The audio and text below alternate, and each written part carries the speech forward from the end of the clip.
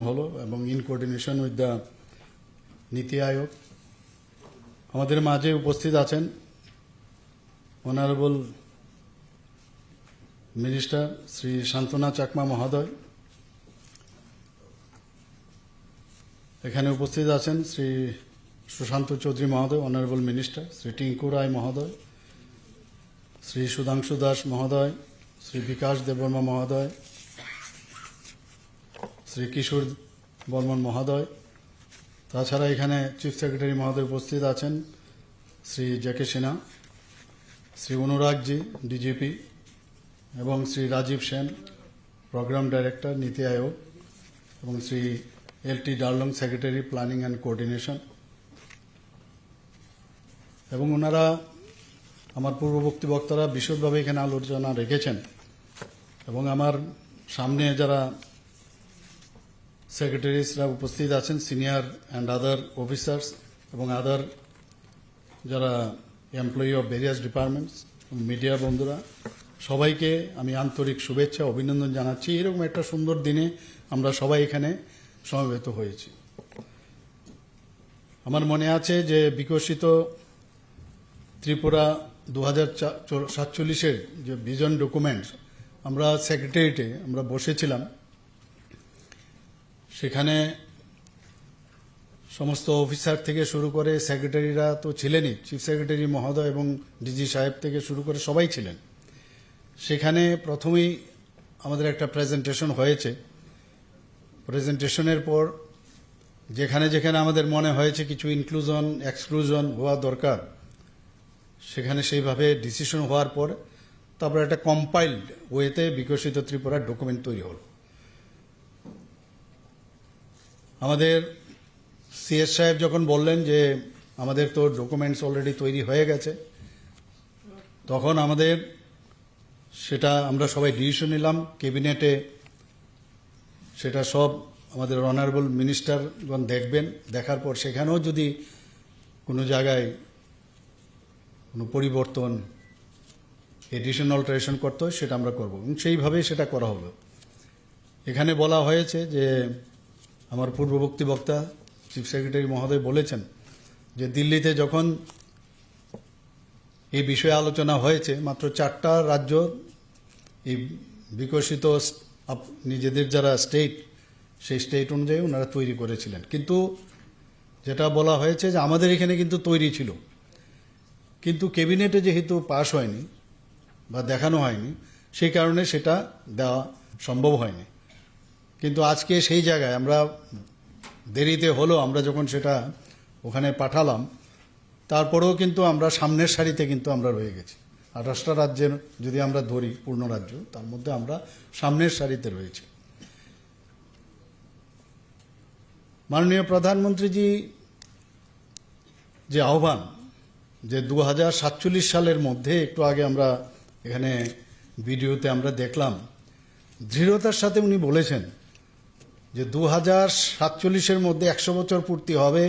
Developing country আমরাও ছোটবেলার থেকে শুনে আসছি কবে যে ডেভেলপড হবে, কিন্তু এই ধরনের নেতৃত্বের কিন্তু আমরা আগে দেখিনি। ওনার দৃঢ়তার সাথে যেভাবে বললেন যে কেন আমরা 100 বছর আমাদের পূর্ণ হবে, আমরা ডেভেলপ কান্ট্রি, আর শুধু ডেভেলপ না, সর্বস্তরের এবং বিভিন্ন প্যারামিটারের উপর ভিত্তি করে আমাদের ডেভেলপড হতে হবে, বিকশিত হতে হবে। এই যে একটা দৃঢ়চেতা যে একটা লিডারশিপ, সেটা আমরা মাননীয় প্রধানমন্ত্রীজির মধ্যে আমরা দেখছি। এবং সেইভাবে আজকে সমস্ত রাজ্যেতে যদি বিকশিত না হয়, তাহলে বিকশিত ভারত কোথার থেকে হবে? সেই কারণে নিজ নিজ রাজ্যে আমরা এই বিকশিত ত্রিপুরা, আমাদেরও রোডম্যাপ কি হবে, আমরা আগামী দিন কোন জায়গায় যাব, এবড়ো খেবড়ো চললে হবে না। আমরা আগে দেখেছি ভারতবর্ষ এবড়ো খেবড়ো চলেছে, কোথায় তার ডেস্টিনেশন, সে 100 দিনের মধ্যে কি কাজ করবে, এগুলো আমরা আগে কিন্তু দেখতাম না। আমরা এখন ভারতীয় জনতা পার্টির নেতৃত্বাধীন সরকার এবং এনডিএ সরকার আসার পর আমরা দেখছি যে একটা নির্দিষ্ট গাইডলাইন্স এবং তার রোড ম্যাপ, নির্দিষ্ট টাইমলাইন, এগুলো মাথায় রেখে কিন্তু সব ডিসিশন হয়। আমরাও চেষ্টা করছি, শেখার চেষ্টা করছি এবং সেইভাবে কিন্তু আজকে আমরা এই কাজটা করছি। সেলফ রিলায়েন্স, মাননীয় প্রধানমন্ত্রী যে এইবারও আমি দেখলাম যে লাল কেল্লা থেকে উনি যখন বক্তব্য রাখছিলেন, দৃঢ়তার সাথে আবার বলবো, উনি সেইগুলোর উপর প্রচণ্ড এই বিকশিত ভারতের বিষয়ে উনি কিন্তু বলছেন যে আমাদের যে সেলফ রিলায়েন্স হতে হবে। বারবার উনি জোর দিয়েছেন যে ভোকাল ফর লোকাল। আমরা এটা আগে বুঝতামও না যে আমার নিজের জিনিস যদি আমি মানে ভালোভাবে তৈরি করতে পারি, প্রোডাক্ট যদি তৈরি করতে পারি, তাহলে আমার নিজের বাইরের থেকে নিয়ে আসার যে একটা প্রবণতা, আমরা কোথায় কোথায় বিদেশি জিনিস কিনি, কেন আমরা বিদেশি জিনিস কিনবো? এরপরে আমাদের এতে কি করে আমাদের সমস্ত টাকা পয়সা বাইরে চলে যাচ্ছে, আমাদের অর্থনীতি দুর্বল হয়। সেটার উপরে মাননীয় প্রধানমন্ত্রীজি জোর দিচ্ছেন ভোকাল ফর লোকাল। এখন আমাদের এই যে নিজস্ব যে জিনিস তৈরি হচ্ছে, এক তো আমরাও কিনছি, এবং এই খাদি নিয়ে অনেক চর্চা, অনেক কিছু হয়েছে। খাদির উপরেও উনি বলেছেন, একটু এক্সাম্পল, যে খাদি এখন বিদেশেও তার যে প্রোডাকশনের মাত্রা এত বেড়েছে যে বিদেশেও তার বিক্রি এখন বেড়ে গেছে।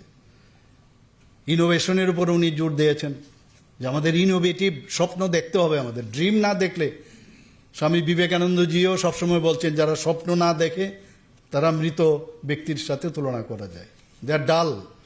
কাজেই স্বপ্ন দেখার যে বিষয় সেটা বাড়বো, ইনোভেটিভ বিষয় আমাদের চিন্তা করা উচিত, এবং সিটিজেন এম্পাওয়ারমেন্ট তার উপর উনি জোর দিয়েছেন। যে ইনক্লুসিভনেস, মানুষকে নিয়ে, সমস্ত মানুষকে একসাথে নিয়ে তাদের যে চিন্তা ভাবনা সেগুলো নিয়ে আমাদের এই রাজ্যকে সশক্তিকরণ করা উচিত আমাদের।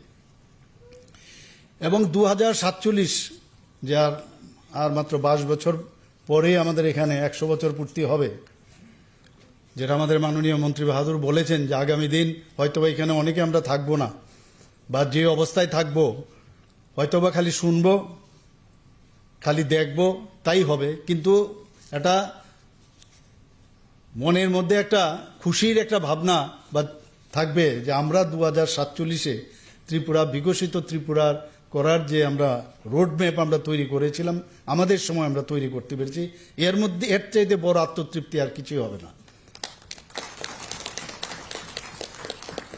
এতে করে আমাদের রাজ্য মজবুত তো হবেই এবং শক্তিশালীও হবে।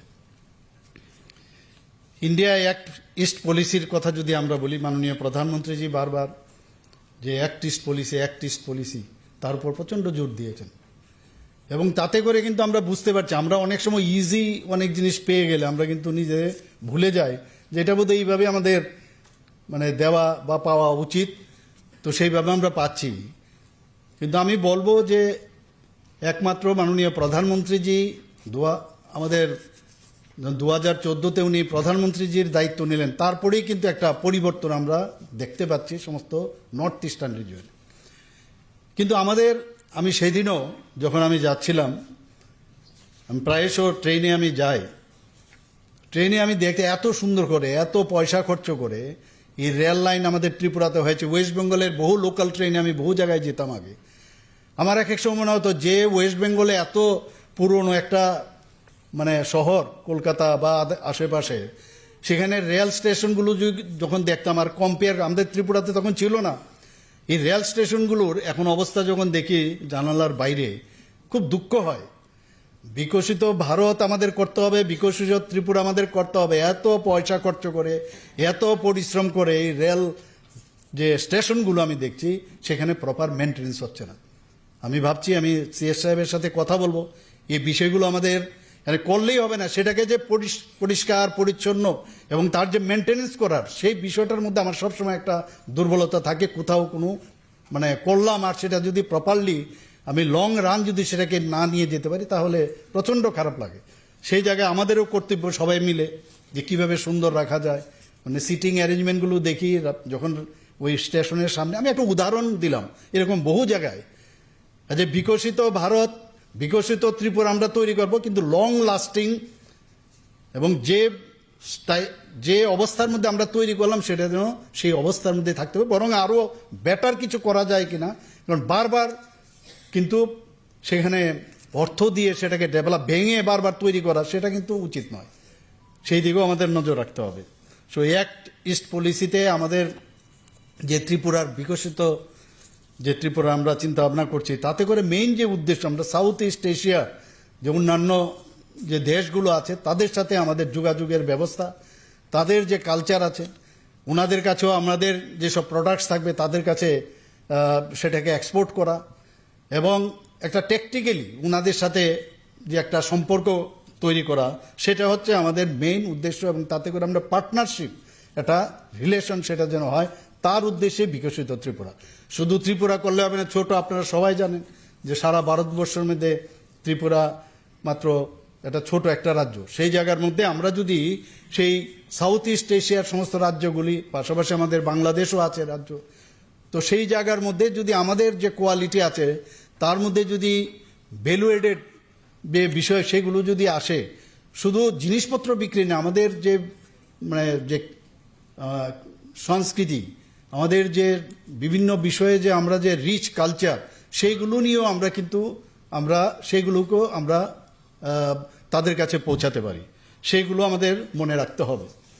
আমাদের এখানে স্বাস্থ্য পরিষেবার যে উন্নয়ন, সেটা আমরা নিজেরা করছি। আরও মানুষ আমি দেখছি অনেক সময় মানে আমরা স্বাস্থ্যের ব্যবস্থায় আমরা অনেক আগের থেকে অনেক বেশি কিন্তু আমরা কাজ করেছি। তারপরেও মাঝে মাঝে আমাদের কাছে খবর আসে এবং এটাকেই ফলো করে দেখানো হয়। কিন্তু আমরা চাইবো যে 100% স্যাচুরেশন হতেই পারে অনেক জায়গায়, কিন্তু যতটুকু সম্ভব হয় যাতে ট্রান্সপারেন্সির মাধ্যমে সব জিনিস হয়, সেই দিকে আমাদের নজর রাখা উচিত।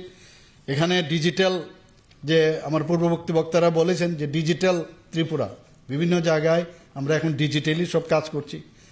এবং এমএসএমই মধ্যে আমরা দেখেছি এখন বাইরের থেকে আমাদের এখানে ত্রিপুরাতে বহু যারা ইনভেস্ট করতে আসছে, ইনভেস্টররা কিন্তু এখন ত্রিপুরাতে আসছে আমাদের। এবং বিভিন্ন যেসব পলিসি আমরা করেছি, সেই পলিসির কারণে যেসব উন্নয়নের জন্য একটা রাজ্যের যার দরকার, আমরা সেই পলিসিগুলো করেছি। তার জন্য এই যে মানদণ্ডের কারণে আমাদের কাছে এখন কিন্তু বাইরের থেকে বহু লোক আসছে। আমাদের ত্রিপুরাতে যে মেইন আমাদের বাঁশ, রাবার এবং যে ফরেস্ট যে সম্পদ, তার উপর ভিত্তি করে কিন্তু আমাদের এখানে এমএসএমইর মাধ্যমে বহু শিল্পের এখন কাজ এখানে হচ্ছে। অনেকে এখানে এসে আমাদের যে আমাদের ইন্ডাস্ট্রি এরিয়াতে তারা শিল্পের যে বিকাশ সেগুলো ওরা করার চেষ্টা করছে। এতে করে আমাদের ত্রিপুরার তো ছেলেমেয়েরা সেখানে তাদের জীবন জীবিকা বাঁচানোর জন্য যা যা দরকার সেই সুযোগ তো পাচ্ছেই, পাশাপাশি বাইরের যারা আছে তারাও এখানে কিন্তু সেই সুযোগটা এখানে পাচ্ছে। আমাদের এখানে আমরা গুড গভর্নেন্সের অফিস আমরা খুলেছি, আপনারা সবাই জানেন। সেই গুড গভর্নেন্সের মাধ্যমে সমস্ত জায়গায় আমরা চেষ্টা করছি, সমস্ত ডিপার্টমেন্টগুলোকে তদারকি করা হচ্ছে। ইনোভেটিভ আইডিয়া কি, তার মাধ্যমে কিভাবে ডিপার্টমেন্টগুলোকে আরও উন্নত মানে করা যায়, সেই দিকেও নজর আছে। আমার পূর্ববর্তী বক্তা এখানে বলেছেন যে 2023-24 আমাদের জিএসডিপি কথা যদি বলি, প্রায় 14.21% বৃদ্ধি হয়েছে। তো এটা চারটিখানি কথা নয়, এখানে ভিজন ডকুমেন্টসে ও এখানে আমরা দেখতে পেয়েছি যে এখানে ভিডিও কনফারেন্সের মাধ্যমে। এবং জিএসডিপির যে আমাদের যে অগ্রগতি, তাতে করে দেখা গেল যে নর্থ ইস্টার্ন জোনের মধ্যে আমরা second best state in the north eastern reason. যদি এখানে পার ক্যাপিটা যে ইনকাম যদি আমরা বলি, ত্রিপুরা কিন্তু এখন সেকেন্ড বেস্ট আমাদের ত্রিপুরা স্টেট এখন সারা নর্থ ইস্টার্ন জোনের মধ্যে। একটু আগে আমার মাননীয় মন্ত্রী বাহাদুর এখানে একটা কাগজ আমাকে দিলেন যে পঞ্চায়েত অ্যাডভান্সমেন্টস ইন্ডেক্স অর্থাৎ PAI 2.0, এর মধ্যে ত্রিপুরা 100% পঞ্চায়েত সফলভাবে এই যে PAI 2.0 গ্রাম সভা সম্পন্ন করেছে। এবং এটা দুটো রাজ্য এর মধ্যে পেয়েছে বেস্ট, একটা কেরালা আর ত্রিপুরা। তো আমাদের জন্য একের পর একটু বসে থাকলে দেখি বিভিন্ন সময় আমাদের যে প্যারামিটার অনুসারে আমরা বিভিন্নভাবে কিন্তু প্রশংসিত হচ্ছি এবং আমরা কিন্তু সেইভাবে সম্মানও পাচ্ছি ভারত সরকারের তরফ থেকে। আমাদের এখানে যদি নীতি আয়োগের সেনজি এখানে উপস্থিত আছেন, ওনার টিম প্রায়শ আমাদের বিভিন্নভাবে সাহায্য করেন। সেখানেও আমরা দেখছি যে ওনাদের যে পাবলিশ করা যে সূচক, তার মধ্যে ত্রিপুরা টপ পারফর্মিং স্টেট হিসাবে কিন্তু স্বীকৃতি পেয়েছে ত্রিপুরা। লিডস 2024-এ ফার্স্ট মুভার পুরস্কার পেয়েছে Tripura. Is of doing business সেখানেও টপ অ্যাচিভার পুরস্কার পেয়েছে ত্রিপুরা। আমরা কিছুদিন আগেও সেখানেও আমরা ডিক্লেয়ার করেছি যে 3টি রাজ্য এখন পর্যন্ত পূর্ণ স্বাক্ষর রাজ্য হিসেবে ডিক্লেয়ার করা হয়েছে। আগে আমরা পূর্ণ স্বাক্ষর মানে সাইন করতে পারলে আমরা কোনো রকমের যদি সাইন করানো যেত তাহলেই ভাবতাম যে মানে এটা পূর্ণ স্বাক্ষর রাজ্য। এখন কিন্তু এরকম না, 4-5টা এমন সব মানে ক্রাইটেরিয়া রেখেছে, এইগুলো করলে তবেই পূর্ণ স্বাক্ষর রাজ্য হিসাবে ঘোষণা করা হবে। এবং ত্রিপুরা, এখানে মিজোরাম, গোয়া এবং ত্রিপুরা এবার 3rd স্টেট হিসাবে ডিক্লেয়ার করা হয়েছে পূর্ণ স্বাক্ষর রাজ্য হিসাবে 95.6%। এখানে অনেকে মনে করতে পারে যে 95.6% হলে 100% কি করে হবে। তো আমি জিজ্ঞেস করছিলাম, তো ইউনেস্কোর যে ক্রাইটেরিয়া গাইডলাইন সেখানে বলা হয়েছে যে এই যে বাকি যে পার্সেন্টেজ, সেখানে অনেক সময় আছে অনেকে ব্যাড রিডেন বা অনেকে শারীরিকভাবেও ঠিকভাবে আসতে পারে না, অনেক বিষয়, সেটা অর্থাৎ 95% থাকলে এটাকে 100% হিসাবে ডিক্লেয়ার করা যায়। আর শুধু তাই নয়, ত্রিপুরা এই যে পূর্ণ রাজ্য সাক্ষ্য রাজ্য হিসাবে ঘোষিত হয়েছে, তার যদি আমরা মিজোরাম এবং আমরা যদি গোয়াকে দেখি তাহলে লোক সংখ্যা হিসাবে কিন্তু আমরা অনেক বেশি। কাজে সেই দিক দিয়ে বলতে গেলে আমাদের এখানে সাক্ষরতা যেটা বললাম আমি, সেটা কিন্তু আমাদের এখানে অনেক বেশি ত্রিপুরাতে। তো এগুলোও কিন্তু একটা প্যারামিটার একটা রাজ্যের কিভাবে উন্নতি হচ্ছে। আমাদের এখানে আমি তো আগে এরকম 87,000 বলতাম, তো আজকে আমার কাছে যে ডাটা এসছে দেখা গেল আমাদের এখানে মহিলা এম্পাওয়ারমেন্ট অফ উইমেন, মাননীয় প্রধানমন্ত্রীজি যার উপর প্রচণ্ড জোর দেন, সেখানে ত্রিপুরাতে আমাদের এখানে 1,08,281 জন মহিলা লাখপতি দিদি হয়েছে এখন পর্যন্ত আমার কাছে যে ডাটা এসছে। এবং যে ভিজন ডকুমেন্ট দেখানো হয়েছে সেখানে কিন্তু এই পার ক্যাপিটা ইনকামই হোক, জিএসডিপি যাই হোক, সেটা 2047-এ কি হবে তারও কিন্তু মোটামুটি একটা ধারণা আমাদের সামনে রেখেছে। আমি জানি না, যাই দিয়েছে তার থেকে বেশি আমাদের চিন্তা করতে হবে যাতে করে ওই জায়গাটাতে গিয়ে আমরা ঠেকতে পারি। আমাদের এখানে যে জুলাই মাস পর্যন্ত অনেকে বলে, বিরোধীরা প্রায় বলে চাকরি দেওয়া হয় না, চাকরি দেওয়া হয় না। আমি বারবারই বলি, ওনাদের যে 35 বছর 5 বছরে কি কি চাকরি হয়েছে, কিভাবে চাকরি হয়েছে আমি প্রায়শই বলি।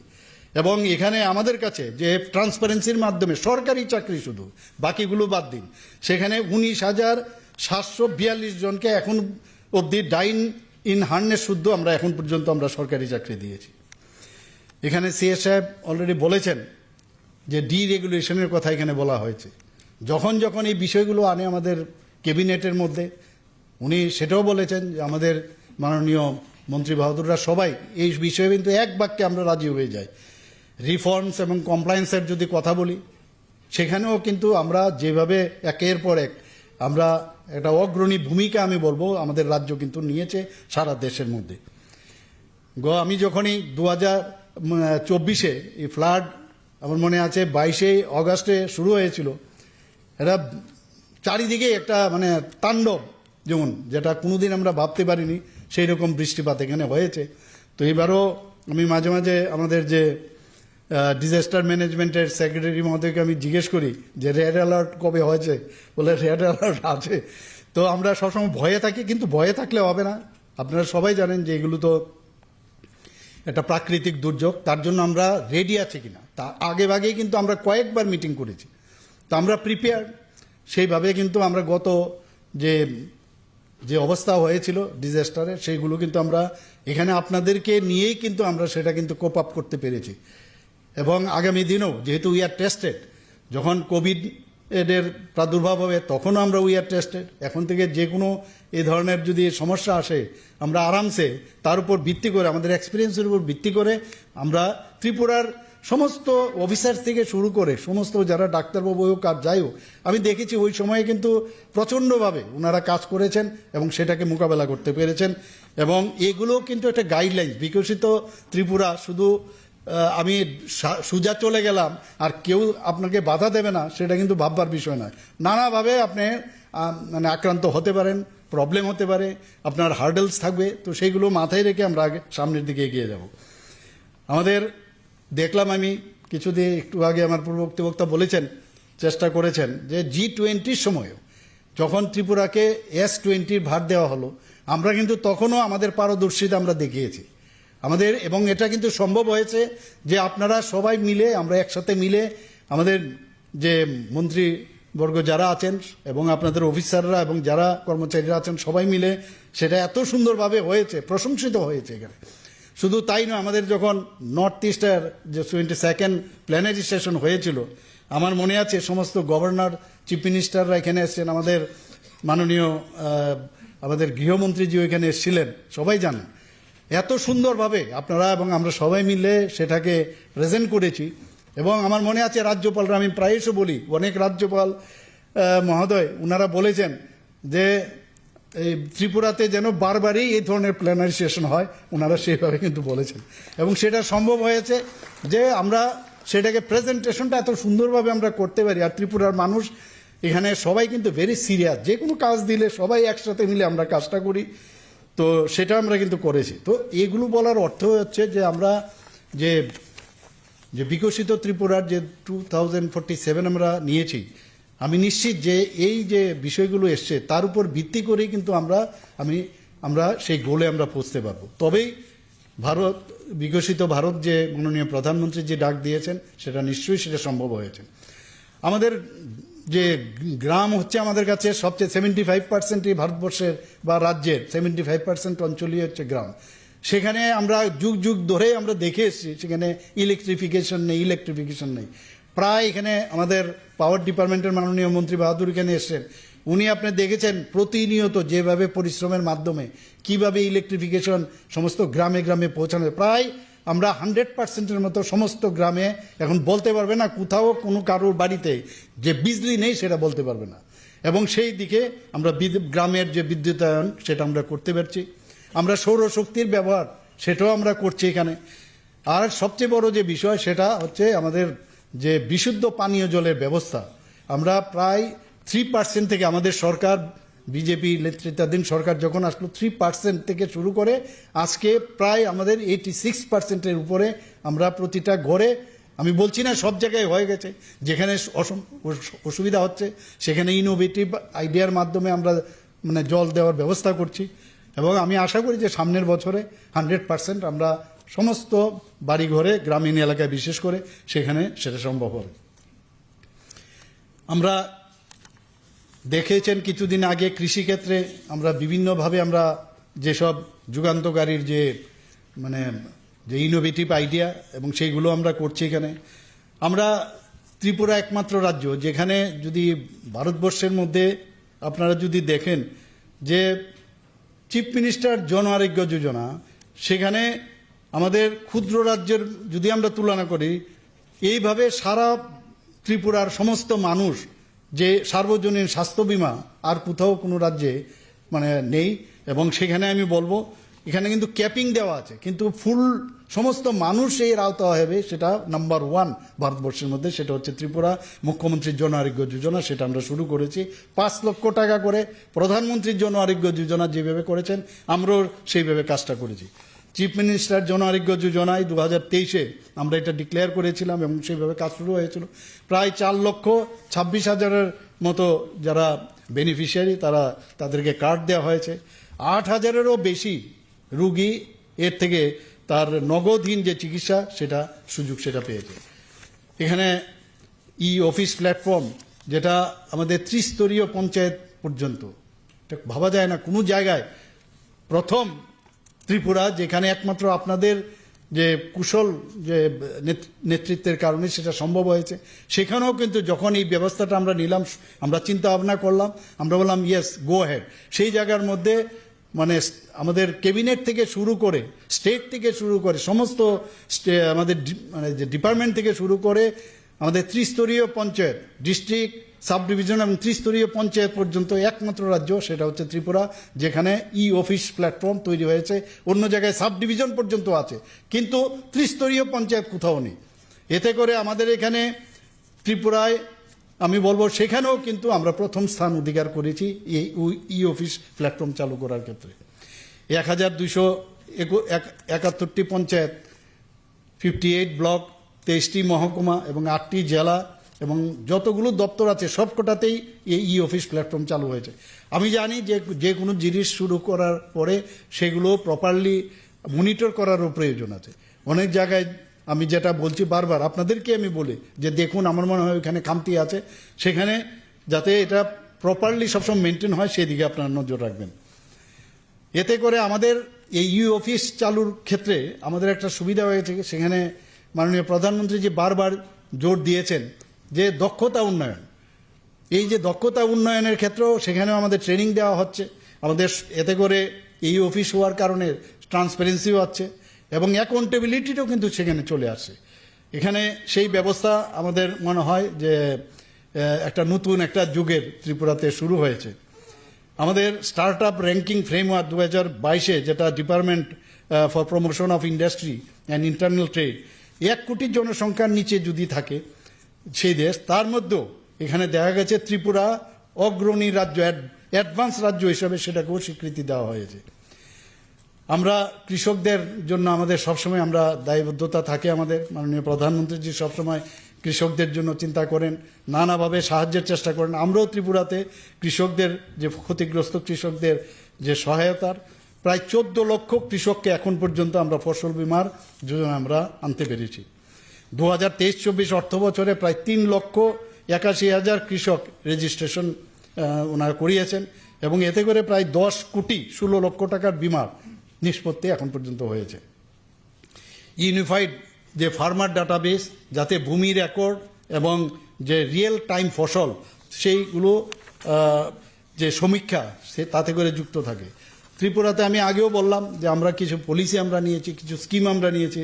For example Tripura IT start up scheme, Tripura data centre policy, Tripura agarwood policy, integrated logistic policy, city gas distribution policy, Tripura ITES policy, start up policy, EV policy, এরকম অনেক পলিসি যেগুলো আমাদের যে ত্রিপুরাতে শিল্প পরিকাঠামো গঠনের ক্ষেত্রে মানুষ কিন্তু এই কারণেই মানুষ বাইরের থেকে এখানে আসছে।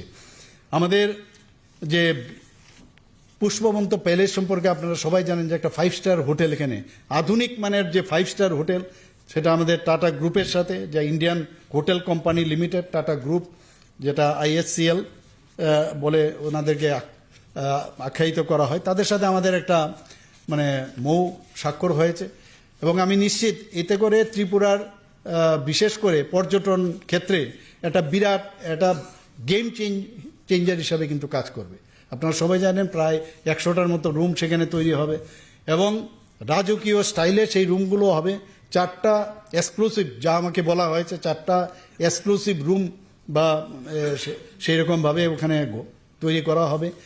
এবং তাতে করে যারা বিদেশ থেকে পর্যন্ত, কারণ ওদের যে বিভিন্ন জায়গায় সারা পৃথিবীর মধ্যে ওনাদের কিন্তু চেইন আছে, সেখান থেকে চার্টার প্লেন করে ত্রিপুরাতে আসবে এবং সেখানে থাকবে। আমার কাছে যা বলা হয়েছে এই যে 4টা যে এক্সক্লুসিভ যে রুম করা হবে সেগুলো এমন রুম হবে যে প্রতিদিন প্রায় 1.5 লক্ষ থেকে 2.5 লক্ষ টাকা তাদের মানে সেখানে তাদের দিতে হবে। তো সেই জায়গার মধ্যে সাধারণ মানুষ আসবে না, কিন্তু বাইরের থেকে যখন আসবে সেখানে আসার পরে তারা কিন্তু ওখানে বসে থাকবে না, বিভিন্ন আমাদের যে পর্যটন ক্ষেত্রগুলো আছে সেখানে তো ওরা যাবে। তো আগামী দিন পর্যটন ক্ষেত্রেও আমাদের যে বিভিন্ন জায়গাগুলো আছে সেখানে মানুষ ত্রিপুরা সম্পর্কে জানবে, মাণিক্য ডাইনেস্টি সম্পর্কে জানবে। তো সেইভাবে আমরা এই কাজটা আমরা করছি। উন্নত ও শ্রেষ্ঠ ত্রিপুরা, সেই লক্ষ্যে আমার মনে হয় আমরা সবাই মিলে যদি আগামী দিন সবাই মিলে আমরা কাজ করি, নিশ্চয়ই সেটা আমাদের সেটা সম্ভব হবে। আমরা যে মেইন যে আমরা সাধারণ মানুষের যে তাদেরকে অন্তর্ভুক্তিমূলক এবং নিরাপদ এবং সমৃদ্ধ এবং সুস্বাস্থ্যসম্মত ভবিষ্যৎ নিশ্চিত করার জন্যই এই বিকশিত ত্রিপুরা 2047।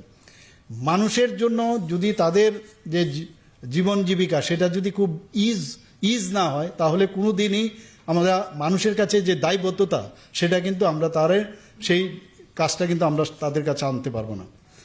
সেখানে আমার মাননীয় মন্ত্রী বাহাদুর অলরেডি বলেছেন যে আমাদের যেগুলো যে কয়েকটা স্তম্ভের উপর ভিত্তি করে আজকের বিকশিত ত্রিপুরা 2047, একটা হচ্ছে আমাদের আগামী দিনে ইকোনমিক্যাল যে কন্ডিশন সেটা কিভাবে বাড়বে এবং